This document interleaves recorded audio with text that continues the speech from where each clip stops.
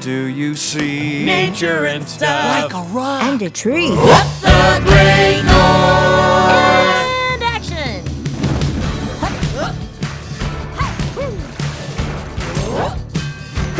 I don't want to be weird, but I like you guys. Good morning, Judy! You are finally 16 today, you beautiful beast. I went to sleep a child and I woke up a sophisticated and artistic woman. I just need to take one butt cheek of life in each hand, spread them apart, and dive. Oh, God! And that's why I say this with all due respect. Get off my nutsack, Dad! Ham, how's the cake planning coming? Well, it's getting deliciously dangerous over here. There's 3 layers, but only one fondant rescue boat. Hope nothing goes horribly wrong. Lot of deciduous trees in Michigan? You can't even imagine. Counterpoint. I can't imagine with this and this. I am gay. Ham, we know. You've come out to us a bunch of times. I have. Yes, and we love you just the way you are, damn it! Well, thank you for being an ally. Why are we yelling? I'm sorry. I spent so many years pretending your mother was eaten by a bear.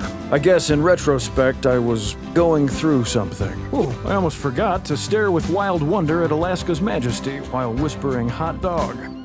Hot dog. You like knocking over old ladies' British chimney sweep garden gnomes beef? Huh? You sick, bitch? I want to base the wedding on my favorite romantic movie, Brokeback Mountain. All I see is white. It's like when I met your family. Babe, you need to chill. Well, it's very hard to chill in the panic room. It's right there in the name. Honeybee is the one. I can't lose her. And that's why everything today has to be perfect. I'm a monster. A monster covered in urine. Oh, an outdoor competition with me, my dad, and Tusk Johnson? That's my fantasy threesome. Babe, no. I asked them if they could rearrange my arm bones into wings, but they said no. That's insane. Did they say why? It's finally happening. Bigfoot was here. Bigfoot, it's happening. I fell over. Okay, getting back up now. Here we go. Bigfoot, Bigfoot, Bigfoot! Children grow up and they turn into teens, then grow into adults, no time in between. We're here in your heart, you're never alone. That childhood magic is lost into the grown-up zone.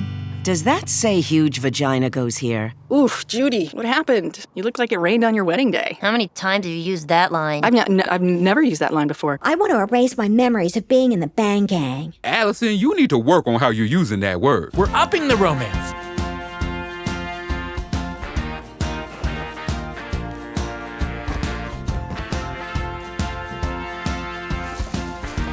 I'm leaving you guys a great review. You're great, and I love you. Send. Hey, Dad. Hey, Wolf. I think I hit my penis pretty bad. But other than that, I'm okay.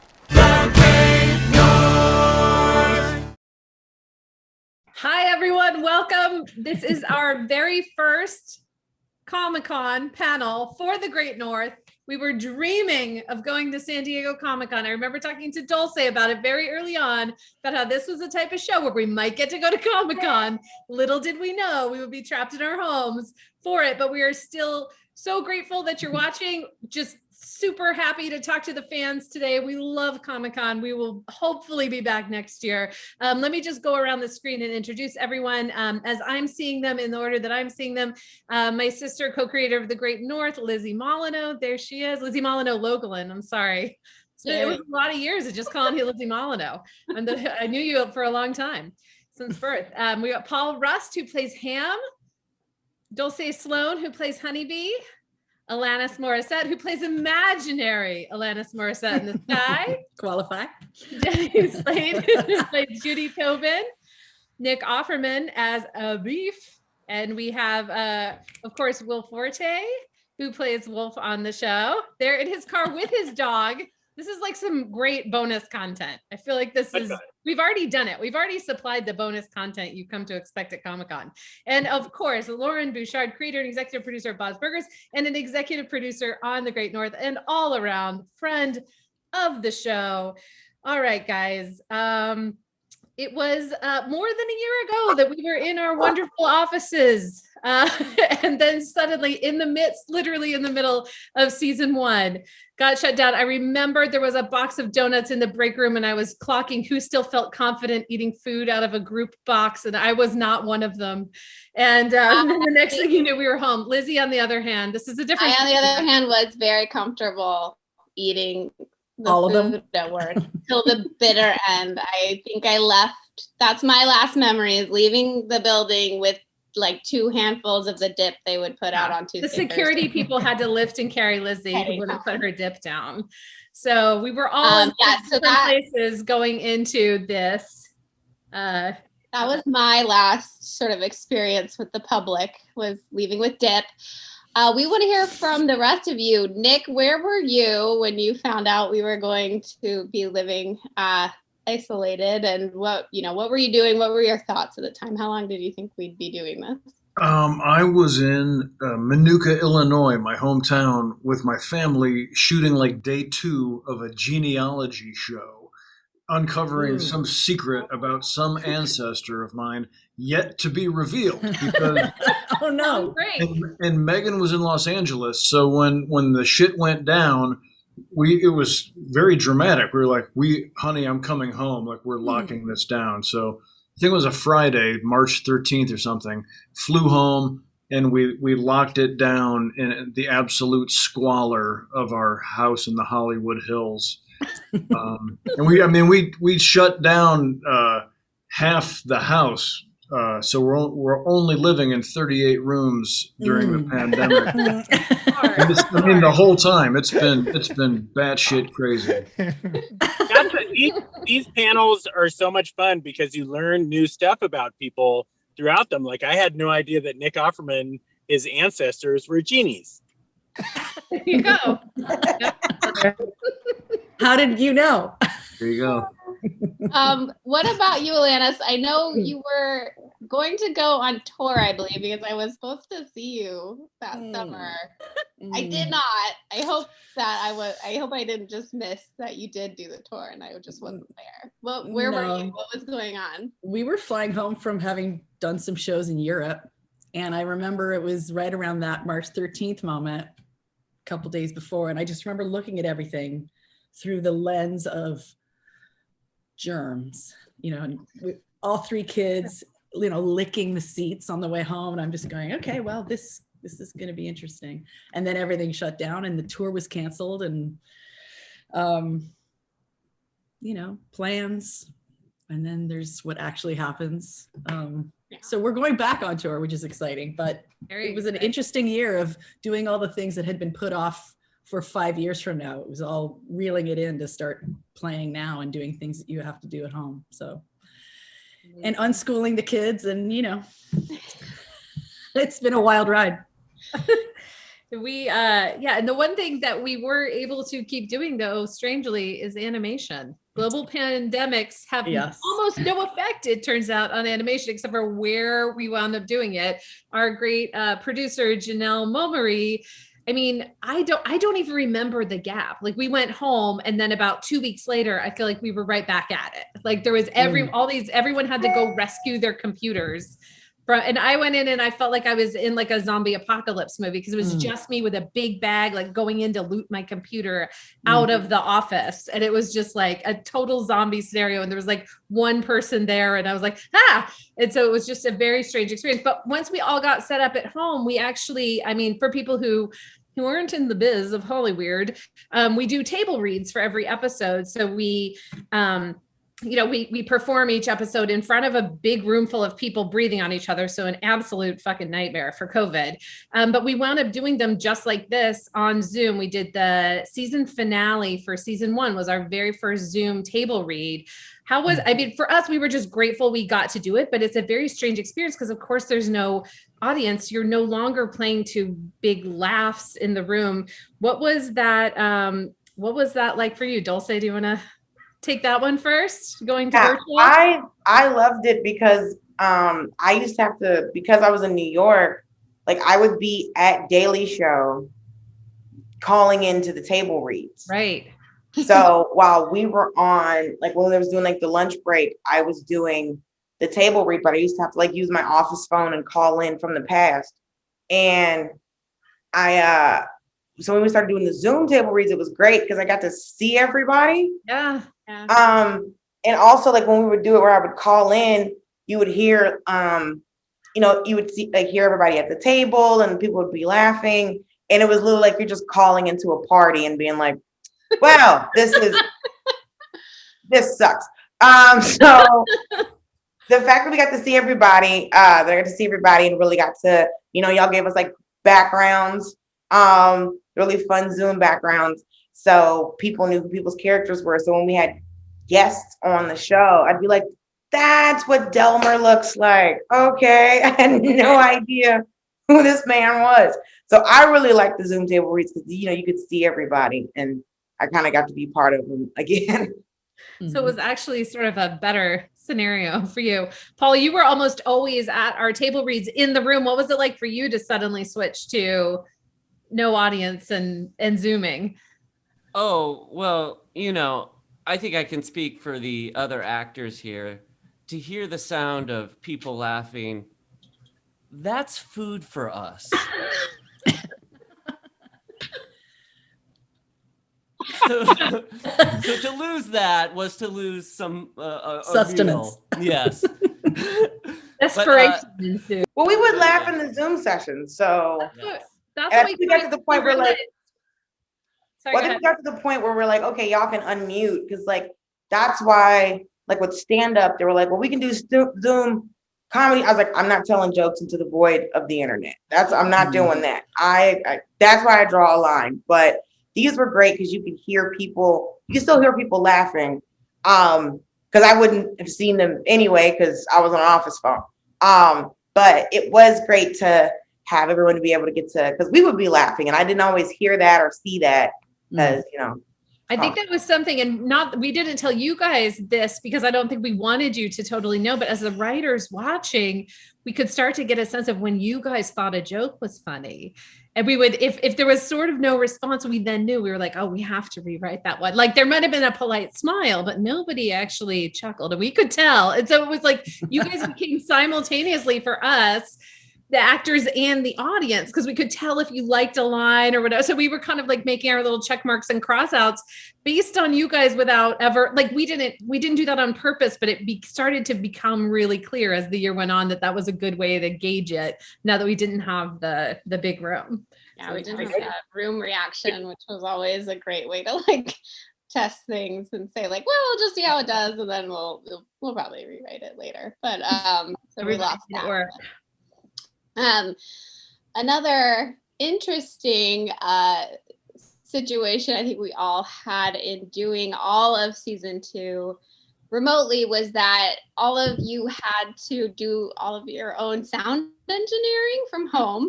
So all of our recording was done by you guys in your homes or your hotel rooms or wherever you were.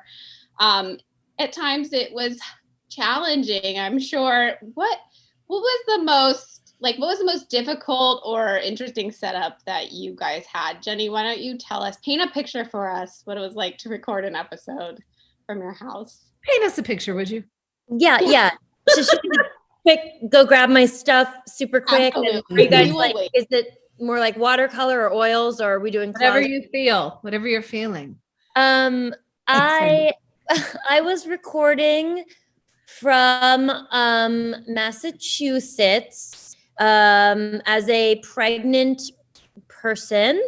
And I have really bad internet here. And also I am in sort of a Fran Lebowitz kind of way, like I'm bad at computers on purpose, not because like I genuinely don't love them very much. And I'm still saying like, oh, I have to boot up the computer, as, like as if it's like a cranky jalopy or something. Like, so in general, I was like, oh, how are we going to do it? But actually it was just like, I'm getting under the dining room table with a quilt draped and in sort of like a pillow fort and recording that way on bad internet. And then I started to use the closet as well, which was wonderful. The closet.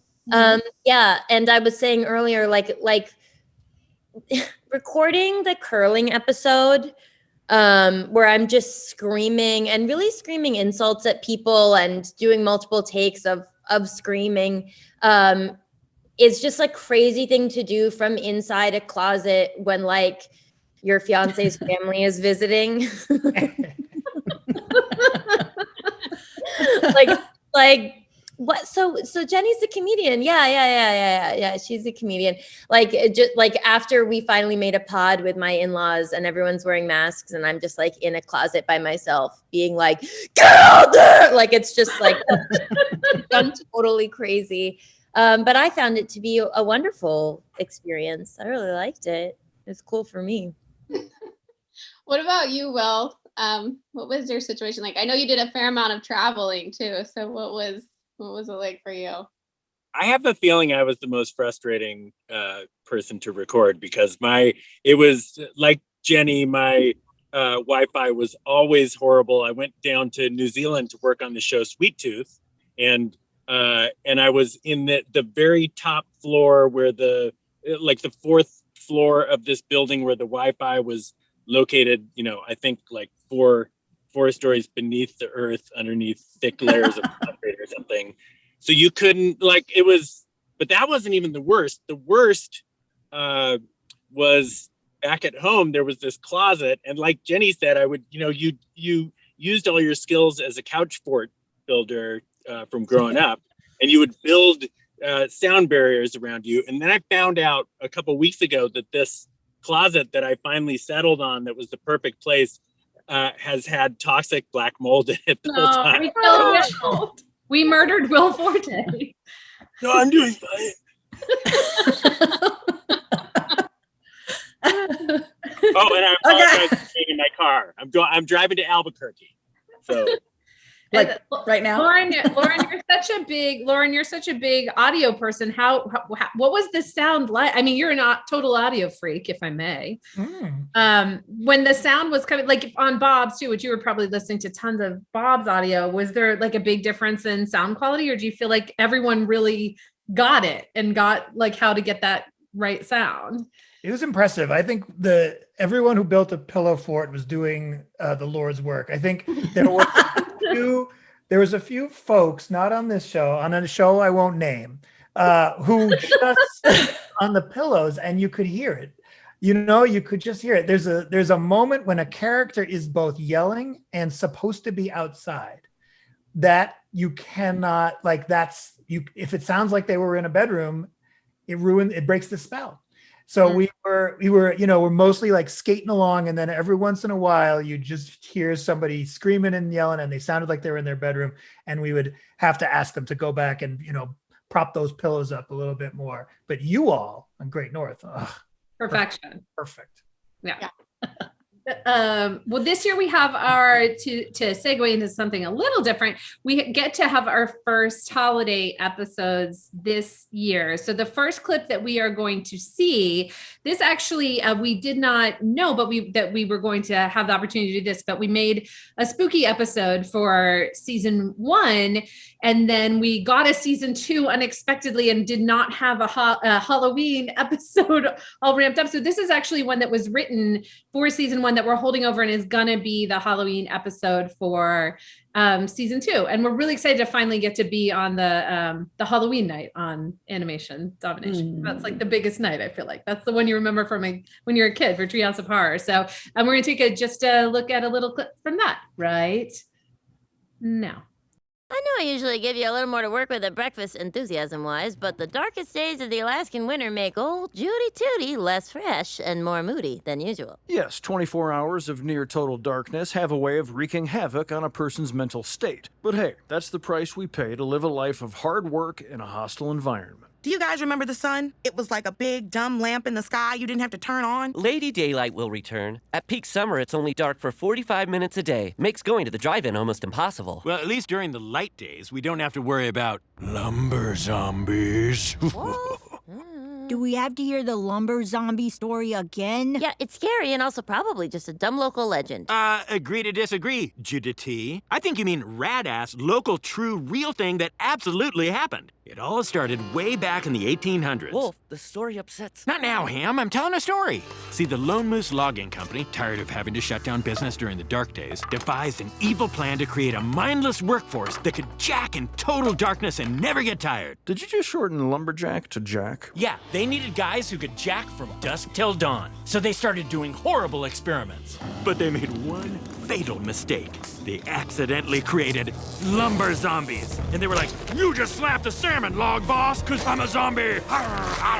No, get off of me. No, you get off. Quit it. I'm going to eat your damn butt cheeks. Well, you get it. And some say that lumber zombies survive to this day, waiting for the darkest time of the year to emerge once again and create more zombies. One minute you're minding your own business, sucking on a snowball. Next minute you're jacking for all of eternity. Where's the proof? Well, all kinds of weird stuff happens during the dark days. People going missing, strange accidents, delivery orders get mixed up, and you get pad thai for someone named Jeff. It's gotta be lumber zombies. Oh, so good. Yeah, and then from there, I know you guys aren't going to believe this, but hijinks ensue. I'm going to say it a lot, but this time I mean it. Over at the school, some hijinks ensue. I thought it would have been shenanigans, but I love hijinks. Yeah, we're doing shenanigans for Thanksgiving, so we're like, maybe let's do hijinks for Halloween. Nice. Okay. And then just some messing around for Christmas. That's how we planned it out.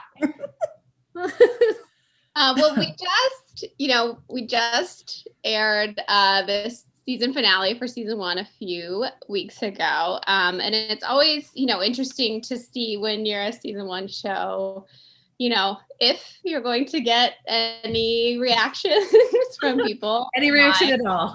Anyone noticed that we were on TV? On top of that, it's always interesting to see what people really take notice of and what people are loving about the show.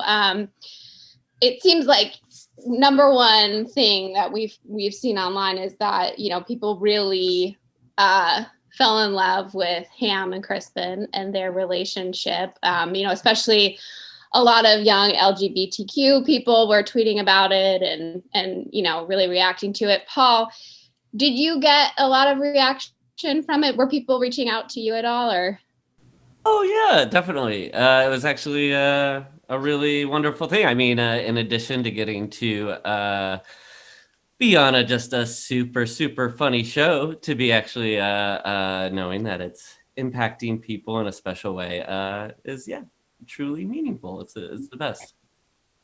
Yeah, it seemed like a lot of people really responded to their relationship, and also I think Dulce and Will, there was a lot of people loving Wolf and Honeybee, especially the finale episode, the wedding. There were a lot of people that were really, I think we all felt it when we watched the finale. We were like, oh my gosh, this wedding is very emotional for all of us. Did you guys get did you get people reaching out to you about that as well? Oh, yeah, I did get people. Oh, sorry. Go ahead, Will. No, you go, please. I've had a few people. I had a girl in Clubhouse tell me that she's from Alaska and she loves how it's portrayed on the show. I had someone else message me that they were glad that we say snow machine instead of snowmobile. Some people sent me some fan art. Somebody sent me. I have a couple of people send me messages about when Wolf and Honeybee got lost in the snow, and they loved the line where it says, Honeybee says, "It's all I can see is white. It's like when I met your family." A lot of people have liked that, but I think is a line you improvised. I think so. I was talking with my friends the other day. I was like, I think I improvised that line. I don't think it was written.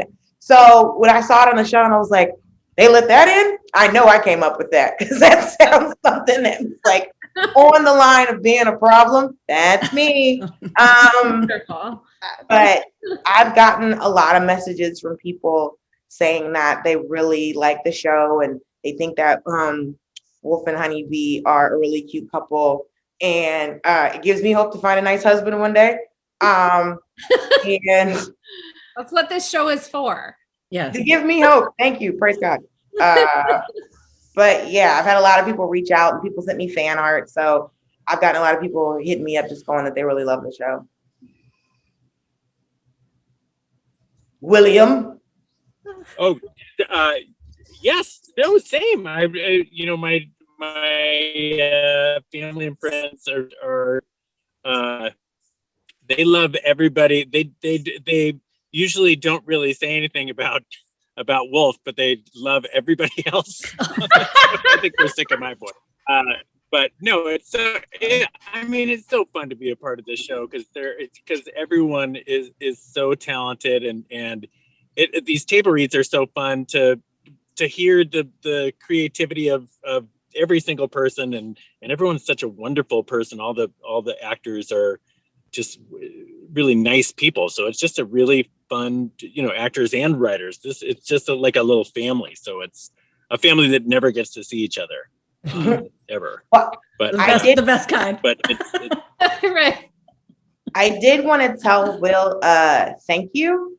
When I was in town for like the last table read, I was getting ready to do stand up on Conan to promote my half hour, and I was super nervous about it because I literally ran from the table read to Conan, and I was like running out, and I was like so nervous, and I'm running it, and I'm running out the door, and Will was like, "You're gonna do a great job, don't worry about it," and like it honestly like made me so less nervous about doing it. So I just want to tell you thank you because that really meant a lot to me. So thank you.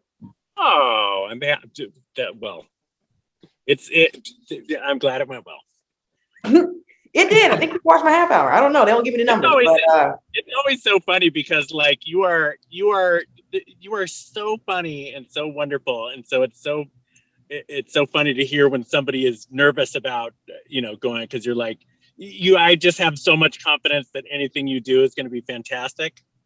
Thank you. So that's very sweet. See, guys, we actually love each other. Come on. So good. Another thing we kind of dove into like instantly on this show was doing a ton of music. And Nick, how did you feel about doing the music on the show? I know we've talked about this before, but Well, I mean, I assume I was courted for the show for my singing voice, and they just hoped he could talk straight. On top of that, I mean, I grew up loving musicals. I grew up in a small town in Illinois, and we just had a VCR with Sound of Music, Singing in the Rain, Seven Brides for Seven Brothers, and a few others like The Music Man. And so even though I didn't become a musical theater performer, I always, that's my dream, is to like get to do one of those things. And and so, it didn't go that way for me. Things didn't really work out, you could say. And so to land a show where specific to the sense of humor and the good nature of the show, my actual musicality, for warts and all, is actually valued. So you guys are like, no, sing just like you. Yeah. That sounds great. And that allows me to then, I love singing on the show because I don't have to try and sound like Mandy Patinkin, my all-time hero. And Lauren, I think with Lauren, Lizzie and I were actually curious about this. When you started Bob's, were you like, we're going to do a ton of music? Or because we couldn't recreate it in our minds. And of course, we don't know exactly what you were thinking. Did it slowly happen over those first 2 years? Or were you sort of from the jump, like, I will eventually get a ton of music in this show?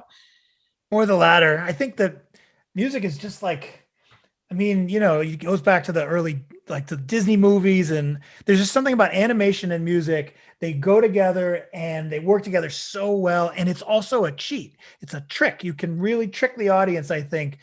So what we wanted to do on Bob's, we were afraid to do it in the first, I want to say like 3 episodes, but we knew we wanted to end with a big number because you can literally fool the audience into thinking they had a better time.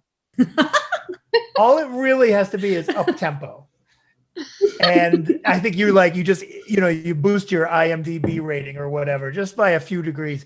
And I love that. I love tricking the audience. I love manipulating people. I think, it's like pretty colors and kind of heartfelt music, and just you roll the dice and see who comes to watch the show. It's really a pleasure. I think also music, you kind of can't lie. You know what I mean? There's something nice about the not perfectly professional, not totally polished music that we were doing on Bob's and you guys are doing on Great North, that it's like it's got some kind of basic childlike truth in it. And people, maybe it's not for everyone, but I feel like your heart is cold and dead if you can't appreciate that.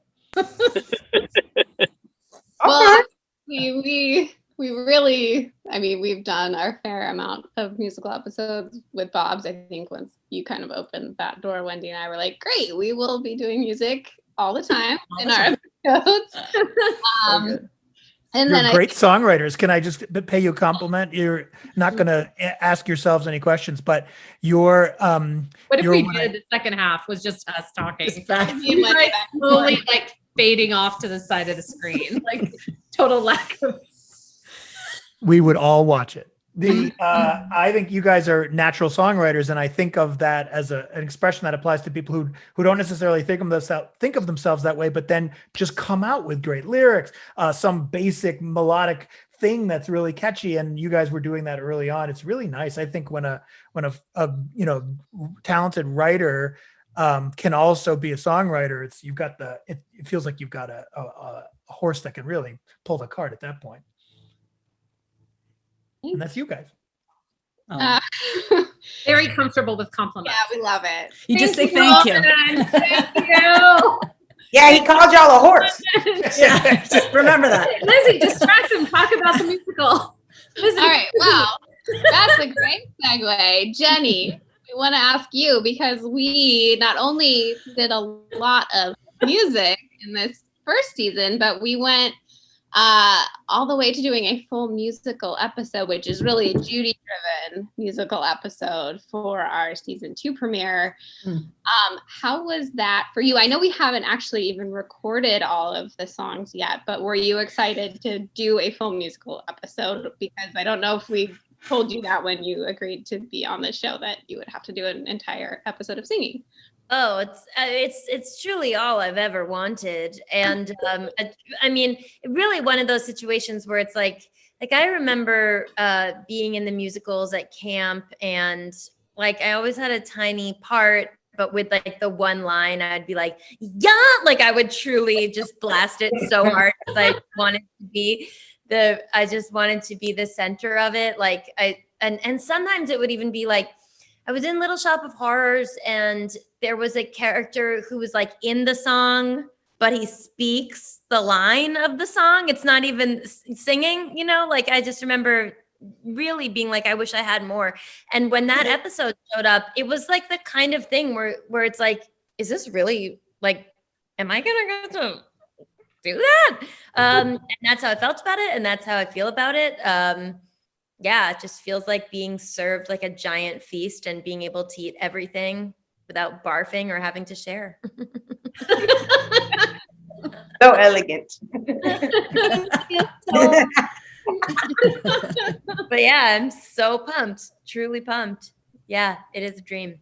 Great. Well, we're excited for everyone to see it, but we actually have a clip. This is an animatic clip from that episode. So it's still in sort of the early stages. I don't think have Jenny singing everything yet. It's probably very talented, wonderful people from our music team.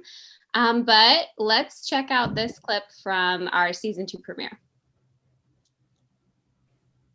Hello, everybody. I'm Judy Tobin, and I'm going to tell you a story. It's a story about a day. A great day. You know when you have one of Those really great days? You look like you do. Please don't point at me. One of those days when you Get to the drive-thru at 11:05 and they still sell you a hash brown. like when the wind that exists outside your body actually lives inside your body and blows your organs around like wind chimes. Do you guys need more examples? Because I have them. I wouldn't mind one or two more, honestly. I just need you to understand. And I need you to understand in song.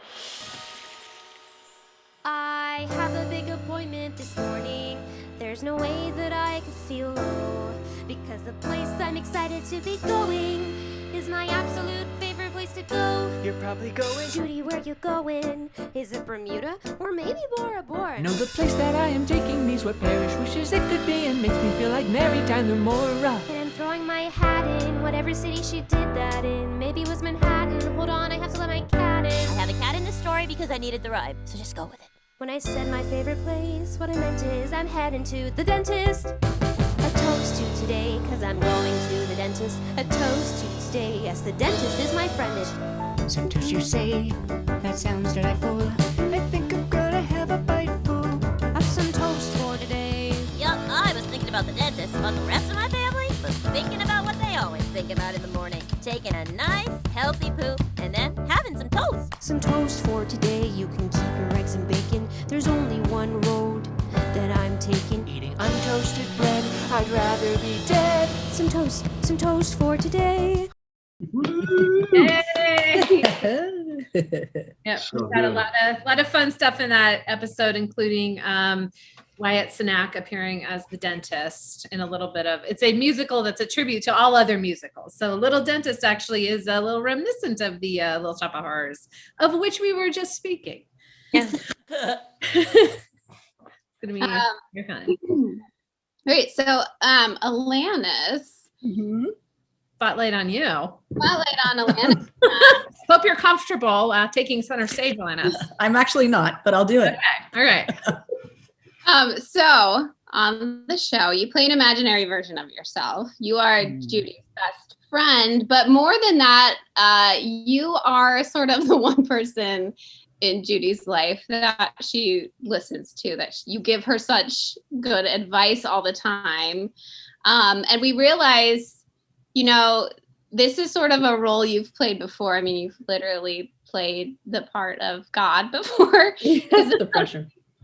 Like, do people in your life, do you find that you get this a lot? Do people approach you? Are we making the problem worse? Are like a lot of Judy's now contacting you online and asking you to help with their life? Well, it started a whole sort of lifestyle of people. When they come up to me now, I ask them to get on their knees and just, you know, the ring, kiss the ring, or say a special prayer. Yeah. Love that. Yeah, I mean, it's method. So yeah, I mean, it's really sweet to be written a little more wisely than I am in real life. Thank you. Yeah, I mean, it's the sweetest. First of all, I think undersung relationships are friendships and mentorships. I mean, there's a lot of songs and a lot of stories about romantic relationships, commitment, not commitment. But I think the unsung hero relationship is that friendship mentor-mentee thing that I live to talk about. Sort of play a role of someone who's looked up to by the great Jenny is precious. It's an honor. And she's, my character is not precious. And I really appreciate you imbuing her with humor. And this is in a similar vein, Nick. I feel like we sometimes see a little bit online of people just kind of wanting Beef to be their dad. And I had a memory of, because I've known Nick and Megan for a very long time.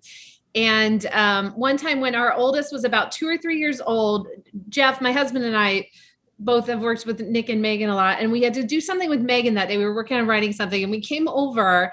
And you said, like, oh, I'll look after Milo while you guys are working.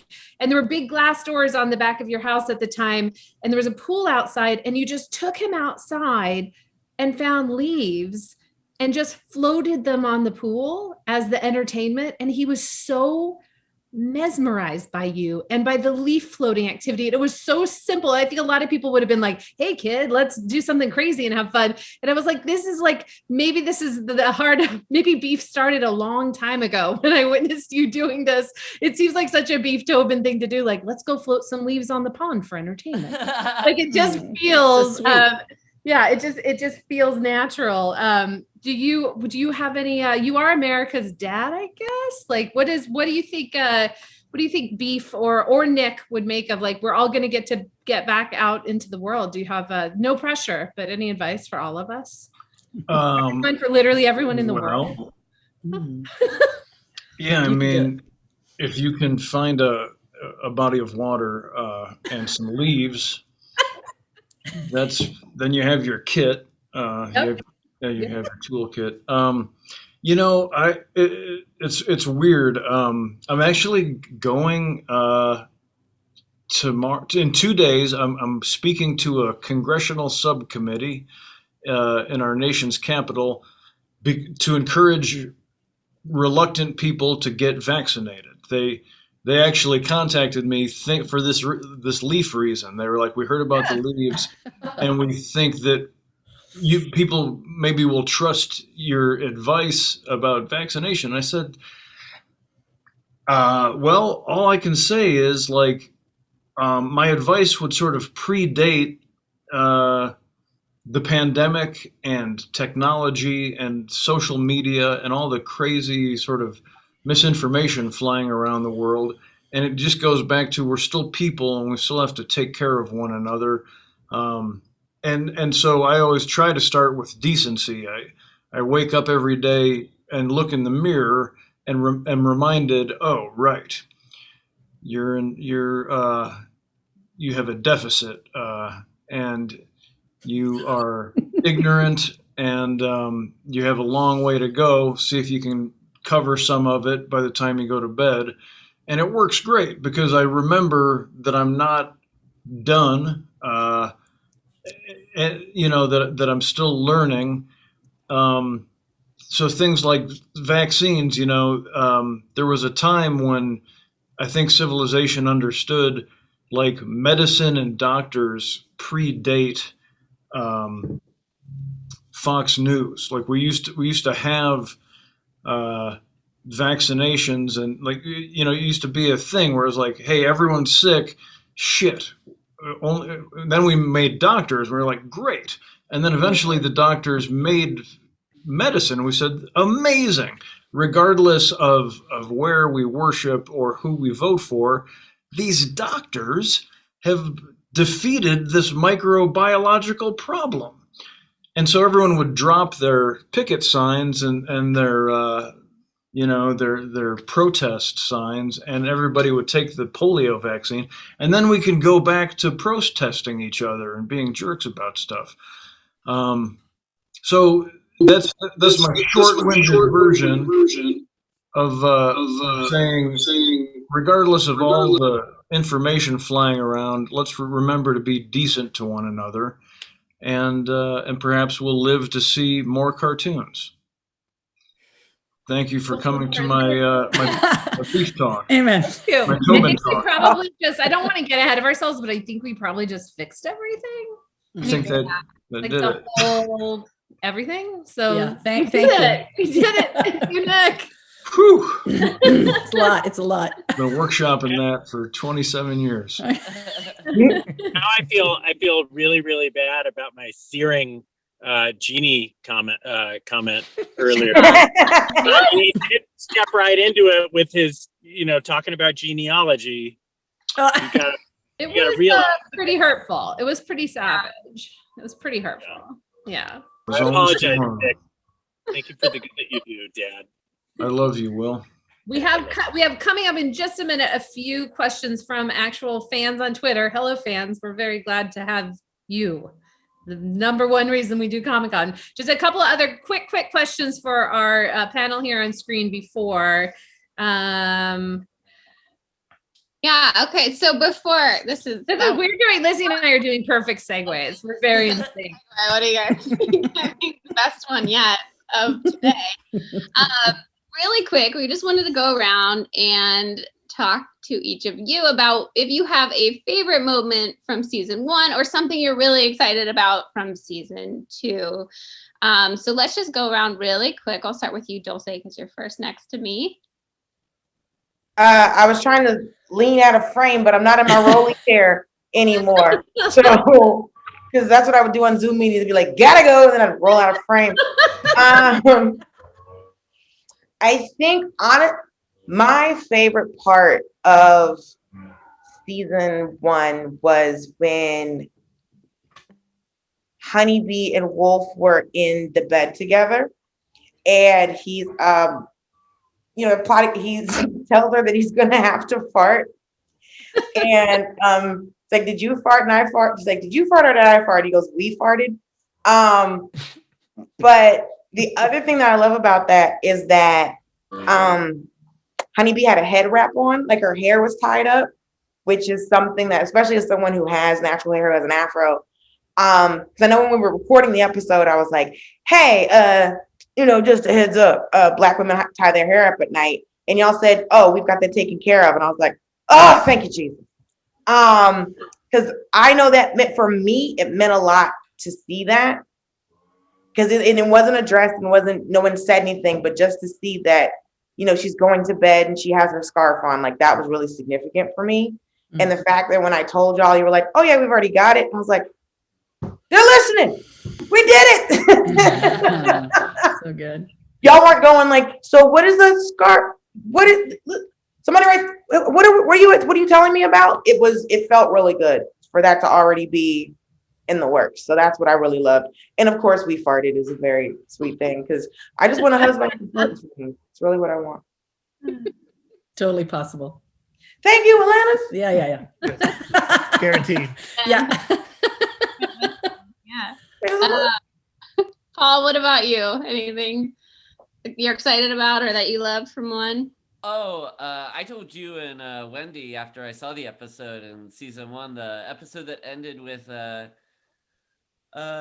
Beef and Judy, Nick and Jenny, where they talk about how we're gonna have to be better about putting ourselves out there. Oh my gosh, I wept. It was so moving. I had tears like streaming down to my face, and I looked over at my wife. I was like, oh my gosh, I've never had it was so moving. So I know that's not a particularly funny answer, but it was one that I liked a lot. Nice. And Jenny, what about you? Anything? Lots of faves, but I guess like what pops up immediately is the joke that Beef enacts, which is it's just about covering up a fart where he sorry, but where they're farting and it's like I think it's to laugh to cover up a fart. Isn't that what it is? And so you hear he farts and it's either laughing to cover up a fart or talking loudly to cover. But I think it's a laugh, right? Where he farts and he's like, ha ha. That's my fave. And I've also found it really useful in life just for, I mean, it's gossip, but if I were to fart, I'm very beautiful and I would never fart, but if I were to fart, I think it's a cool way to perhaps cover it up. And I love it for what it is in the show. And I love it for how a person could use it. Could do that. If they had ever farted. No, great. And I guess we're going to go to just a couple of our Twitter questions, more Twitter questions, just so we can get a little more feedback from everyone. One that we got in from, let's see, Math Diamond? I think I'm saying that right. At Math Diamond, it looks like. Math Diamond. Cool. It's like Matt Diamond. It's like Matt Damon if he were math and oriented. Diamonds. Yeah. We get it. Maybe it's Matt Damon in Australia. Matt Diamond. It's me, Matt Diamond. Oh, yes, obviously. Yeah. Matt Damon wanted to know, what's the thing you like most about your character, about voicing your character? So I'll throw that one out to you, Will. Well, the writing on this show is so fantastic that I just get to say a bunch of very fun, weird stuff with a bunch of very fun, weird people. And I love my mustache. I there's something about having a mustache, even just knowing that my character has a mustache, that it feels like my voice just comes out with that confidence and with that knowledge. It's hard to, I don't know, unless you've had a mustache before, it's hard to really describe what I'm saying. Nick, you know what I'm saying, right? I know exactly what you're saying. I've been fighting a mustache for years, so I get it. I also know what you're saying. Unfortunately, yeah. And Alanis, what about you? What do you love about about my mustache? Yeah, mustache. Get into it. Mustache, beard, anything, any other hair on your body. If I were a man, I would grow a very, very long and probably braid. I would go big. Yeah. That'd be gorgeous. What is the question again?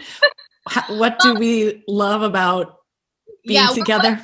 What do you like about, I mean, you're doing your own voice, but you're also doing an imaginary version of your voice and yourself. Yes. What is that like for you? Do you feel like you change your voice at all, even just a little bit when you're going in to do it? Or what is that process for you? Well, your styles of humor trump mine, pardon the word. And so it ups the ante for me. And also I'm so warmed with Jenny's character, just how, as happens when I parent too. It's like I want to stay in the parent, maternal, supportive role, but I also just want to hear about everything, and I want to just get right in the dirt and get all the details.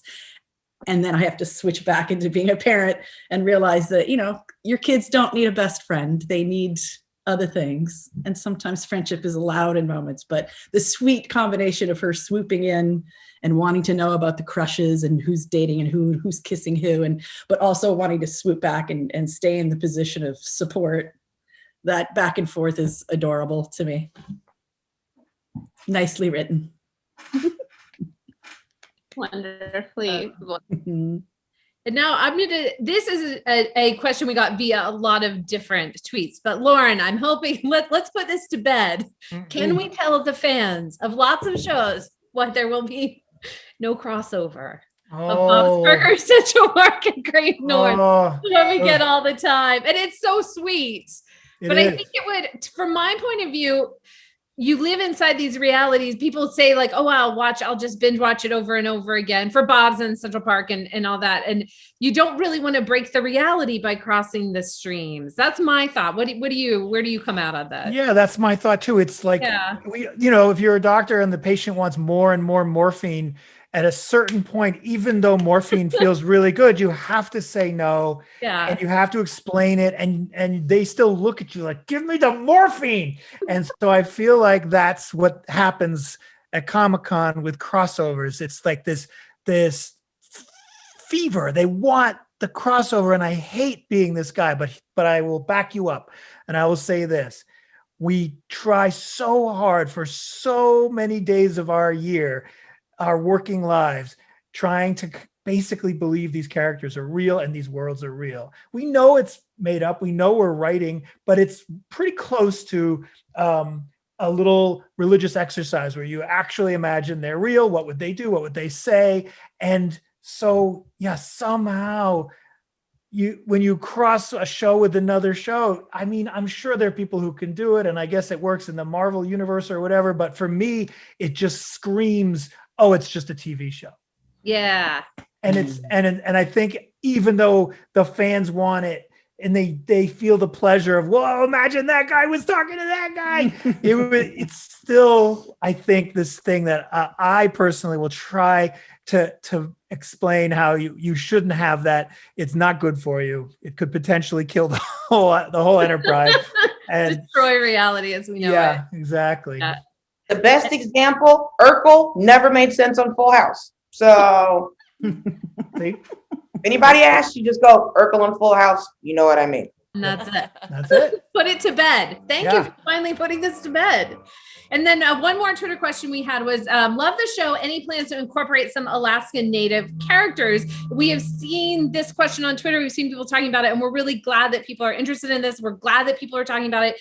We actually, right after the show started, our casting department reached out to some people in casting in Alaska to find Alaska Native actors to have on the show. So Kima, Delmer, and Mayor Peppers are all Alaska Native characters played by Alaska Native actors.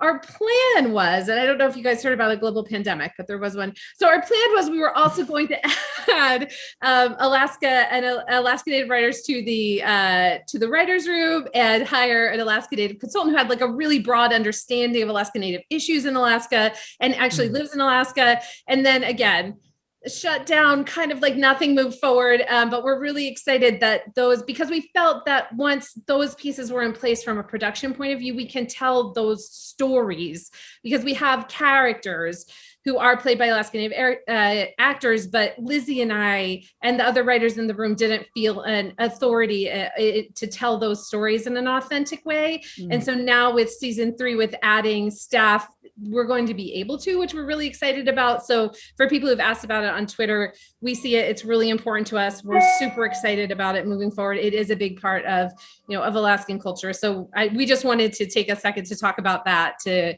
communicate that to people out there who were asking about how excited we are about that aspect of the show, going into especially season 3, because we've been able to make some changes in that way, but that it was always the plan from season 1 and then everything happened. So thank you for bearing with us, and we'll try to do the best we can with that going forward. And then I think the last thing that we wanted to talk about was just reading off a lightning round of some guest stars to be excited about in season 2, in addition to all the wonderful people you see here on the screen.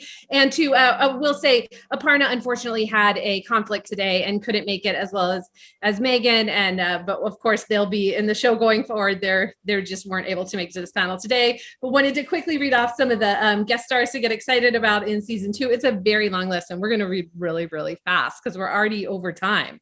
But you guys love fast reading, probably. That's probably why you tuned in, and the rest of this panel was just like filler until you got to fast reading. And now if I've added 2 or 3 minutes just talking about how I'm going to read this list, I'm really building suspense. All right, here we go. Ready? And I'm going to do half. Lizzie's going to do half. Martha Kelly, Aloysius Hitch, David Herman, Ray DeWild, Tim Jennings, Tim Bagley, Reggie Watts, Kelvin Yu, Brooke Dillman, Julio Torres, Michelle Badillo, Wyatt Snack, Robin Thede, Charlie Kelly, Margaret Cho, Ariel Tweedo, Jesus, Paul F. Tompkins, Ziwe Fumido, Danielle Gaither. Lizzie, you go. Hattie Harrison, John Gemberling, Rob Delaney, Mindy Sterling, Ron Funches, Sean Clements, Patty Lupone, Ken Marino, Drew Drogi, I can't believe I didn't mess that one up, it's hard, Tiffany Smith, Chris Garcia, Guy Fieri, Kevin Avery, Jamie Moyer, Ashley Nicole Black, Kritzia Bajos, the return of J.K. Simmons, Andy Daly, Gabe Delahaye, Nicole Byer, Lisa Rinna, Sarah Baker, Mark Prosh, we already said John Gemberling. Here we go. We'll say him again. Keiko Agena, Adam Godley, Jenny Yang, Lennon Parnham, Karen Chi, Missy Pyle, Gary Cole, Judith Shelton, Timothy Oliphant, Ray DeWild, Pam Greer, Andrea Savage, Lindsay Stoddart, and Tuck Watkins. That is a lot of people for season 2. You guys, thank you for watching the show. We appreciate it so much. We all appreciate it. Thanks to everybody who makes the show. We can't wait to come to Comic-Con for real, hopefully next year. Yay. And thanks for watching The Great North. Yeah, we'll be back in the fall. Thank you, everybody. Love. Thanks, guys. Up,